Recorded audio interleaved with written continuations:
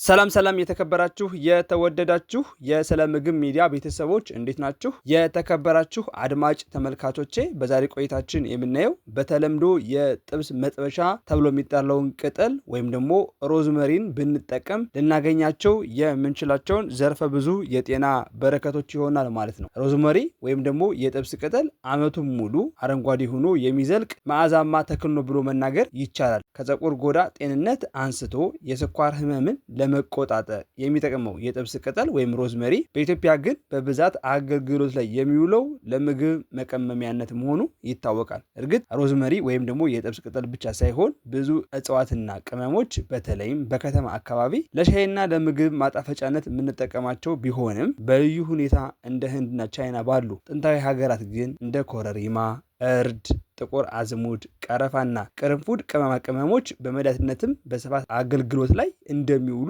ይታወቃል። የጥብስ ቅጠል ወይም ሮዝሜሪ ቅጠሉ ብቻ ሳይሆን ደርቆ ተፈጭቶ በሻይ መልክ ሊዘጋጅ እንዲሁም አሁን በኸርባል ኮስሞቲክስ ገበያው ላይ በስፋት እንደምንመለከተው ቅጠሉ ተጨምቆ በዘይት መልክ ለአገልግሎት ሊቀርብ ይችላል። ሮዝመሪ በካልሲየም፣ ብረት፣ ማግኒዥየም እና ማጋኒስ፣ ዚንክ፣ ሴላኒየም፣ ቫይታሚን ኤ፣ ቫይታሚን ቢ6 እንዲሁም ደግሞ ቫይታሚን ሲ የበለጸገ ነው ብሎ መናገር ይቻላል ማለት ነው። ከዚህ በማስከተል የምናየው የሮዝመሪ ዋና ጥቅሞችን ይሆናል። አንደኛ ላይ የምናገኘው ሮዝመሪን ብንጠቀም ወይም ደግሞ የጥብስ ቅጠልን ብንጠቀም በውስጡ የያዘው ካርኖስል የተባለው ንጥረ ነገር ካንሰርን የመከላከል አቅም እንዳለው ጥናቶች ያሳያሉ። በርካታ ጥናቶች እንደሚያሳዩት የሮዝመሪ ውጤት የካንሰርን ሴል መባዛትን በመከላከል የጢ እድገትን ሊገታ ይችላል። ሌላ ጥናት እንደሚያሳየው ሮዝመሪ ብቻውን እና ከኩርኩሚን ጋር ተደባልቆ የጡት ካንሰርን ይከላከላል። በተጨማሪም ሌላ ጥናት ሮዝሜሪ በኮሎን ካንሰር ህዋሳት ላይ ተመሳሳይ ተጽዕኖ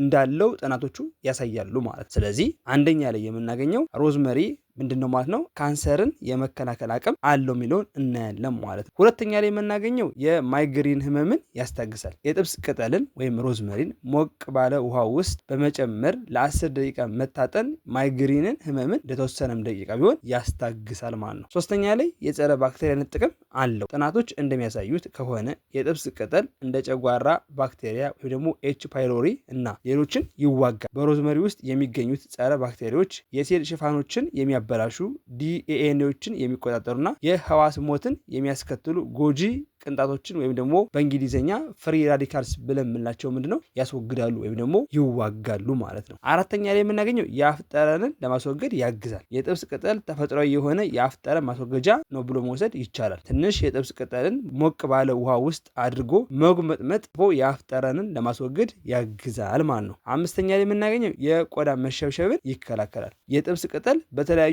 የቆዳ ማለስለሻ ክሬሞች ውስጥ የሚገባ ሲሆን ቆዳን እንዳይሸበሸብና ጤናማ እንዲሆን ያግዛል ወይም ደግሞ ይረዳናል ማለት። ስድስተኛ ላይ የምናገኘው በሽታ የመከላከል አቅምን ያዳብራል። በየጊዜው በሚመጡ ተላላፊ በሽታዎች በቀላሉ የምትያዙ ከሆነ ወይም ደግሞ በሽታዎቹ የሚበረቱባችሁ ከሆነ በሽታ የመከላከል አቅማችሁን ልታሻሽሉ እንደሚገባ ልትረዱ ይገባል ማለት ነው። ለዚህም ደግሞ በቀላሉ ልትወስዷቸው ከሚገባችሁ አማራጮች ውስጥ የሮዝመሪ ሻይ ማዘውተር አስፈላጊ ነው ማለት ነው። ሮዝመሪ በውስጡ ያለው አንቲኦክሲዳንት፣ አንቲ ኢንፍላማቶሪ፣ አንቲ ካርሲኖጂኒክ ንጥረ ነገር የሰውነታችንን በሽታ የመከላከል አቅምን እንዲዳብር ያደርገዋል ማለት ነው። በተለይም ሮዝመሪ ባለው ሮዝሜኒክ አሲድ የተነሳ በተለይ የመተንፈሻ አካላትን ከሚያጠቁ በሽታዎች የመከላከል አቅሙ በእጅጉኑ ከፍተኛ ነው ብሎ መናገር ይቻላል ማለት ነው።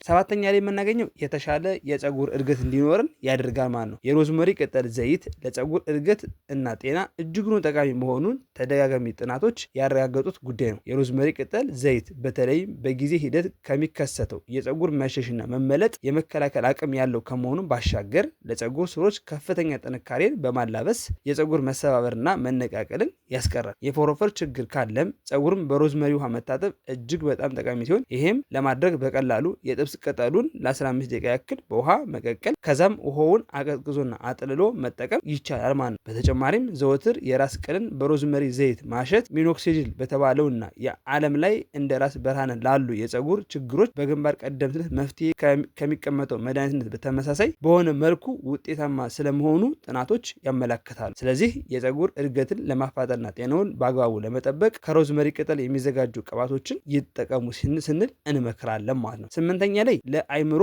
ብቃት የሮዝመሪ ቅጠል የማስታወስ ችሎታና የአይምሮ ንቃትን የማሻል አቅም አለው። ሮዝመሪ ወይም በተለምዶ የስጋ መጥበሻ የምንለው ቅጠል 75% የማስታወስ ችሎታን መጨመር ጨምሮ ዘርፈ ብዙ ጥቅሞች እንዳሉት የተለያዩ ጥናቶች ያሳያሉ። ይህ የሮዝመሪ ቅጠል ከጥንታዊ ግሪክ እና ሮማ ስልጣኔ ጀምሮ ሲጠቀስ የቆየ ሲሆን አሁን ላይ በጉዳዩ ላይ የተደረጉ የሳይንስ ምርምሮች ይህን እውነት የሚያረጋግጡ ሆነዋል። ሮዝሜሪን ዘይት ማሽተት ብቻ በፍጥነት የአይምሮ ትኩረትን ለማሻሻል የሚያስችል ሲሆን ወደ ሰውነት ውስጥ ሲገባ የአንጎል ሴሎችን በማነቃቃት የማስታወስና የማሰላሰል ብቃትን የማሻል አቅሙ ከፍተኛ እንደሆነ ጥናቶች አረጋግጠዋል። ከዚህም በተጨማሪ የጥብስ ቅጠል ወይም ሮዝመሪ የአንጎል ሴሎች እርጅናን በማዘግየት እንደ አልዛይመር ካሉ የማስታወስ አቅምን ከሚያሳጡ በሽታዎች ይከላከላል ማለት ነው። 9ኛ ላይ የምናገኘው ለደም ዝውውር እጅጉን ትልቅ አስተዋጽኦ ያደርጋል። ፈጣንና ጤናማ የደም ዝውውር ለአንጎልና ፀጉር ጤንነት ይሁን ለመላው ሰውነት ጤና እጅግ በጣም አስፈላጊ የሆነ ጉዳይ ነው። በጥብስ ቅጠል ወይም ሮዝመሪ ውስጥ የሚገኘው ከፍተኛ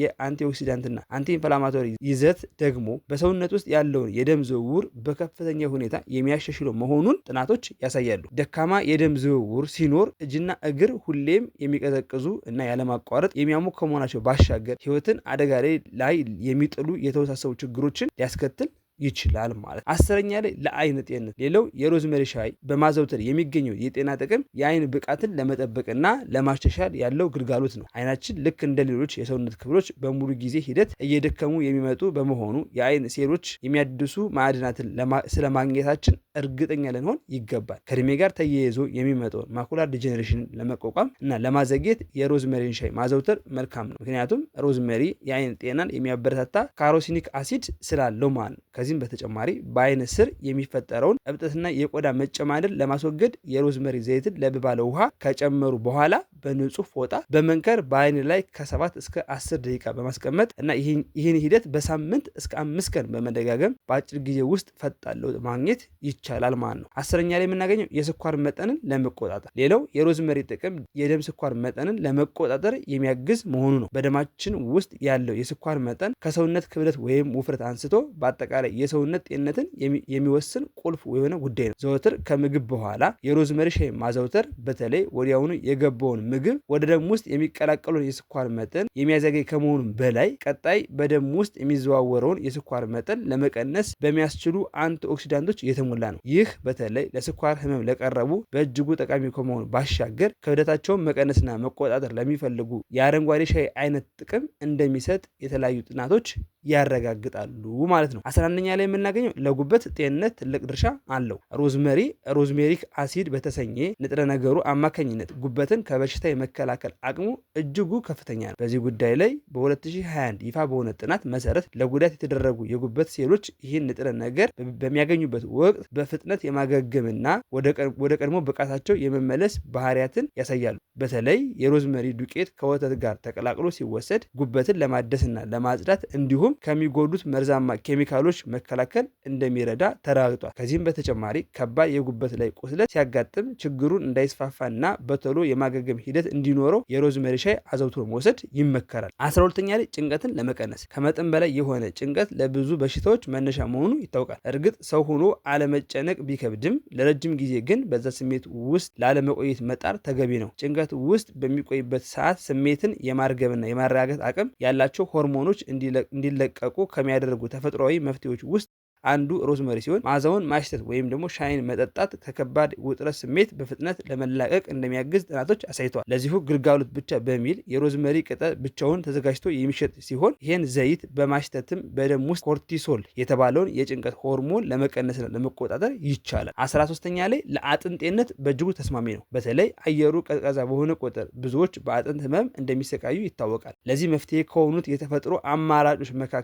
የሮዝመሪ ቅጠል መሆኑ ማወቅ ያስፈልጋል። ይህን ቅጠል አዘውትሮ መጠቀም ከአጥንት መሳሳት በሽታ ጋር በተያያዘ ለሚያጋልጡ ህመሞች የመጋለጥ እድልን በእጅጉ የሚቀንስ ከመሆኑ ባሻገር ህመሙ በሚያጋጥምበት ወቅት የሮዝመሪን ሻይ መጠቀም ፍቱን ተፈጥሯዊ ማስታገሻ መሆኑን ጥናቶች ያሳያሉ ማለት ነው። አድማጭ ተመልካቾቼ የሮዝመሪን ሻይ ወይ ደግሞ ሮዝመሪን በተለያዩ መልኩ በመጠቀም የሮዝመሪን ጥቅም ያግኙ እያል በመጨረሻ ግን የሮዝመሪ ቅጠል ነፍሰ ጡር ሴቶች እና የደም ግፊት ያለባቸው ሰዎች እንዲወስዱት አይመከርም። ይህን ተክል በብዛት በምንወስድበት ወቅት ያልተለመዱ የጤና መታወክ ሊያጋጥመን ይችላል። እንደ ምሳሌነት ማስመለስ፣ የኩላሊት መቆጣት፣ የቆዳ መቅላትና አላርጂክ አይነት የጤና እክሎች ሊገጥሙ ስለሚችሉ ምንድነው ማለት ነው የሮዝመሪን በዱቄት መንገድ ወይም ደግሞ ጥብስ ላይ በምንጨምርበት በሻይ መንገድና በተለያየ ሁኔታዎች በምንጠቀምበት ወቅት ምን ማድረግ አለብን ማለት ነው? የመጠኑ ሊወሰን ይገባል ማለት ነው። እንዲሁም ደግሞ ነፍሰ ጡር ሴትና የደም ግፊት ካለባችሁ ከመጠቀማችሁ በፊት የሐኪሙን ማማከር አስፈላጊ ነው ማለት ነው። የተከበራችሁ አድማጭ ተመልካቾቼ የዛሬ ቪዲዮ ይህን ይመስላል። አብራችሁ ስለቆያችሁ አመሰግናለሁ። ቪዲዮን ካያችሁ በኋላ ላይክ፣ ሼር እንዲሁም ደግሞ ሳብስክራይብ በማድረግ አሁን በድጋሚ እንድተባበሩ ስል እጠይቃለሁ። ሰላሙን